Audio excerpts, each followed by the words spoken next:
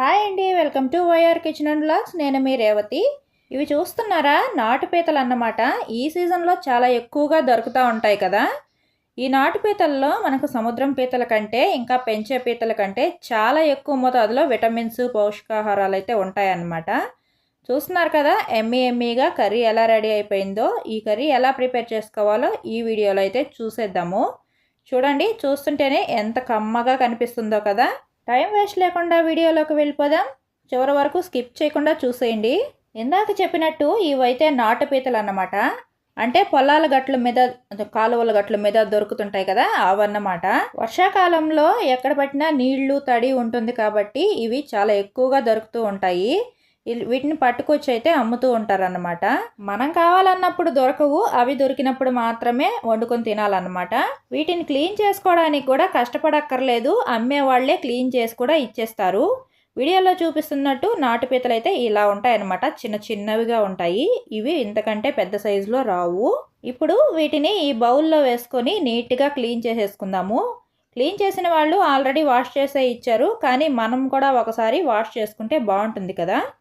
చూస్తున్నారు కదా ఎలా ఉన్నాయో. వీటిని వాష్ చేసేసి తీసుకొచ్చేసాను అనమాట. ఇప్పుడు వీటిని ఉప్పు కారం వేసి ఎలా కలుపుకోవాలో చూపిస్తాను.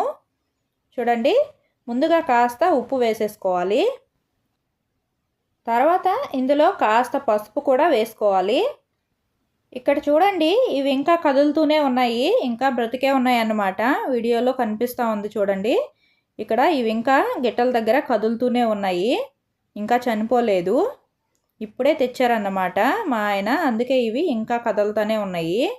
చూడండి, క్లియర్గా చూపిస్తున్నాను, మీకు కనిపిస్తుందో లేదో. అది గిట్టని ఇలా ఇలా అంటా ఉందన్నమాట, అలా ప్రెస్ చేస్తూ ఉంటే.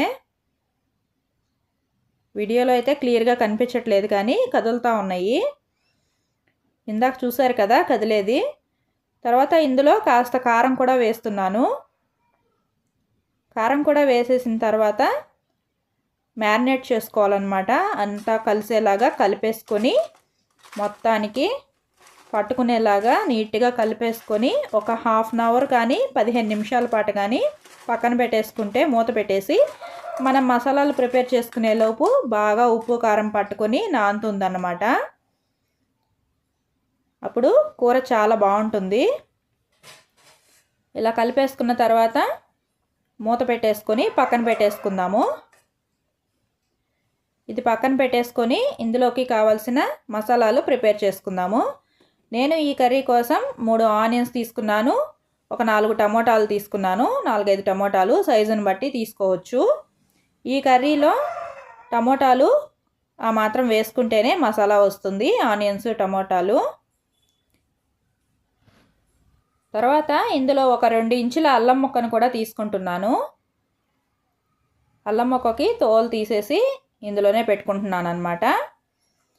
తర్వాత ఇందులో వేయడానికి ఒక 3 వెల్లుల్లిపాయలను తీసుకుంటున్నాను. మీడియం సైజువి, పెద్దవైతే 2 సరిపోతాయి. ఇలా పాయలు తీసుకొని పెట్టుకుంటున్నాను. తర్వాత ఇప్పుడు ఒక ప్యాన్ పెట్టుకొని ఒక 2 టేబుల్ స్పూన్స్ ధనియాలు వేసుకుంటున్నాను. ఇవి స్లో ఫ్లేమ్లో కొంచెం కలర్ చేంజ్ అయ్యే వరకు వేయించుకోవాలి.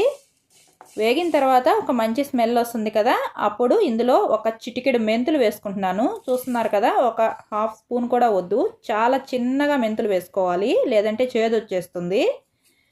మెంతులు కూడా కాస్త వేగేలోపు ఇందులో కాస్త జీలకర్ర కూడా వేసుకుంటున్నాను. జీలకర్ర మాత్రం ఒక పెద్ద స్పూన్తో వేసుకోండి, డైజెషన్కి బాగుంటుంది, ఇంకా మంచి ఫ్లేవర్ కూడా వస్తుంది. జీలకర్ర మెంతులు కూడా కొంచెం హీట్ అయ్యే వరకు వేయించుకోవాలి.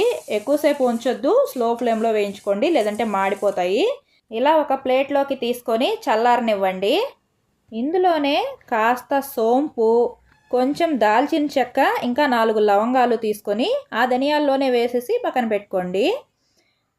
తర్వాత కాస్త చింతపండు, ఒక చిన్న సైజు నిమ్మకాయ అంత చింతపండుని తీసుకొని వాష్ చేసి నీళ్ళు వేసి నానబెట్టుకొని పక్కన పెట్టుకోండి. తర్వాత తీసుకున్న టమోటాలను మొత్తం ఇలా మెత్తగా ప్యూరీలాగా మిక్సీ కొట్టి పక్కన పెట్టుకోవాలి. తర్వాత మనం ధనియాలు చల్లారిన తర్వాత వాటిని కూడా మిక్సీ కొట్టుకొని పక్కన పెట్టుకోవాలి. తర్వాత ఆనియన్స్ని కూడా ఇలా మంచిగా పేస్ట్ లాగా చేసుకొని పక్కన పెట్టుకోవాలి. ఇప్పుడు ఒక ప్యాన్ పెట్టుకొని ఇందులో కావలసినంత వరకు ఆయిల్ వేసుకోవాలి. ఈ కర్రీ కోసం ఆయిల్ కొంచెం ఎక్కువే పడుతుంది, ఎందుకంటే పీతల్లో ఆయిల్ కంటెంట్ ఏమీ ఉండదన్నమాట. అంటే ఫ్యాట్ కంటెంట్ ఏమీ ఉండదు, మనం వేసిన ఆయిల్ మాత్రమే. ఆయిల్ వేగాక కాస్త ఆవాలు, కొంచెం జీలకర్ర వేసుకొని వేయించుకోవాలి. ఈ జీలకర్ర మాడిపోకముందే ఇందులో మనం కట్ చేసి పెట్టుకున్న పచ్చిమిర్చిని కూడా రెండింటిని వేసుకోండి. ఇప్పుడు ఇందులో గ్రైండ్ చేసి పెట్టుకున్న ఆనియన్ పేస్ట్ కూడా వేసేసి మంచిగా కలిపేసుకొని వేయించుకోవాలి. ఈ ఆనియన్ పేస్టు ఎంత మంచిగా వేగితే కర్రీ అంత బాగుంటుందన్నమాట. పేస్ట్ సరిగా వేగకపోతే, మసాలా వేగకపోతే పచ్చి వాసన వస్తూ ఉంటుంది. అసలే పీతల్లో వాటర్ కంటెంట్ ఎక్కువ ఉండడం వల్ల పచ్చి పచ్చిగా వాసన వస్తూ ఉంటుందన్నమాట. అందుకే మసాలాని మాత్రం చాలా బాగా మంచి మీడియం ఫ్లేమ్లో పెట్టుకొని బాగా రోస్ట్ చేసుకొని బ్రౌన్ కలర్లోకి వచ్చేలాగా వేయించుకోవాలి. ఆనియన్స్ మొత్తం వేగిపోయి ఇలా బ్రౌన్ కలర్లోకి అయితే రావాలన్నమాట. ఇలా వచ్చిన తర్వాత ఇప్పుడు ఇందులో మనం ప్యూరీ చేసి పెట్టుకున్న టమోటాల గుజ్జును కూడా వేసేసి బాగా వేయించుకోవాలి. ఈ టమోటా గుజ్జు కూడా మొత్తం మంచిగా వేగిపోయి ఆయిల్ బయటకు వచ్చే వరకు వేయించుకోవాలి. కాస్త టైం పడుతుంది. మూత పెట్టుకొని మంచిగా మీడియం ఫ్లేమ్ మీద పెట్టుకొని ఉడికించుకుంటే ఒక 5 మినిట్స్కి బాగా వేగిపోతుంది. ఖచ్చితంగా బాగా వేగాలి, లేదంటే పచ్చివాసన వస్తుంది, అస్సలు బాగోదు.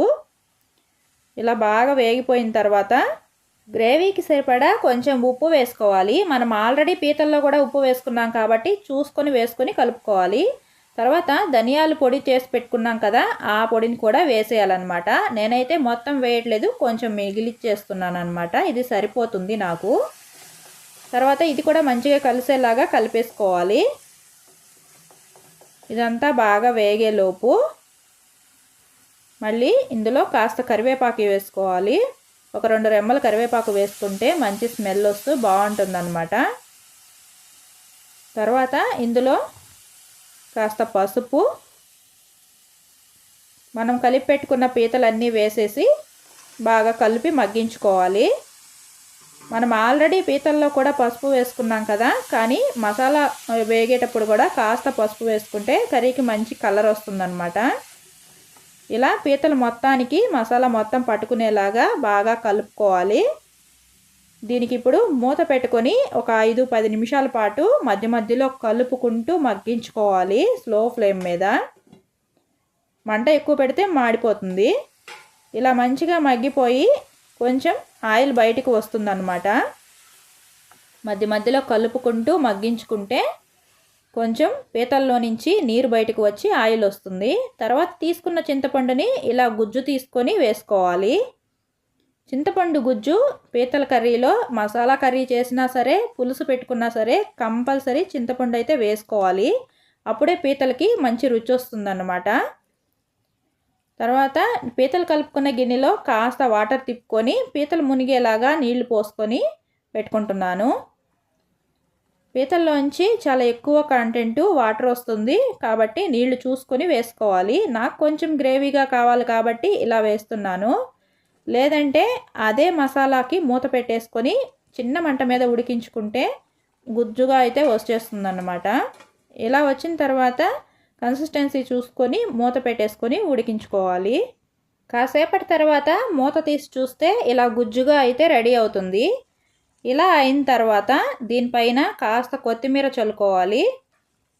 కొత్తిమీర ముందే వేస్తే స్మెల్ అసలు మొత్తం పోతుందండి, అసలు ఏమీ ఉండదు. ఇలా ఫైనల్లో వేసుకుంటే చాలా బాగుంటుంది. కొత్తిమీర కూడా వేసేసి ఒక్కసారి మంచిగా మళ్ళీ కలిపేసుకొని స్టవ్ కట్టేస్తున్నాను. మీకు కనుక ఇంకొంచెం డ్రైగా కావాలంటే ఇంకోసేపు మూత పెట్టకుండా వేయించుకుంటే సరిపోతుంది. తర్వాత ఒక సర్వింగ్ బౌల్లోకి సర్వ్ చేసేసుకొని పైనుంచి లైట్గా కొత్తిమీర చల్లేసుకొని సర్వ్ చేసుకుంటే చాలా టేస్టీగా ఉండే పీతల కర్రీ అయితే రెడీ అయిపోతుంది. ఇదైతే మసాలా కర్రీ. పులుసు కర్రీ కావాలంటే కామెంట్ చేయండి, ఇంకొక వీడియోలో మళ్ళీ చూపించే ప్రయత్నం చేస్తాను. ఈ వీడియో నచ్చితే లైక్ చేసి సబ్స్క్రైబ్ చేసుకోండి. మరో మంచి వీడియోతో మళ్ళీ కలుద్దాం. అంతవరకు చూస్తూనే ఉండండి YR kitchen and vlogs. Bye friends.